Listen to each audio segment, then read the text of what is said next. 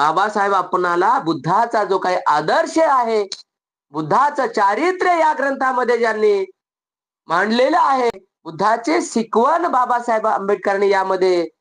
समाविष्ट केलेली आहे, ती त्रिपिटक जे काही महासागरासारखं बौद्ध साहित्य आहे, त्या त्रिपिटकाचा अभ्यास केलेला आहे.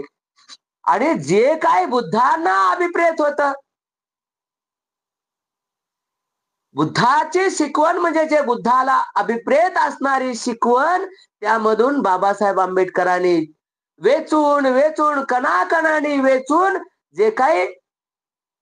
बुद्धाला अभिप्रेत असणारे समता, स्वातंत्र्य, बंधुत्व आणि न्याय या मूल तत्वावर आधारित असलेली जी काही बुद्धाची शिकवण, धम्माची शिकवण आहे, या ग्रंथामध्ये बाबासाहेब आंबेडकरांनी अंतर्भूत केलेलं आहे. म्हणजे फिल्टर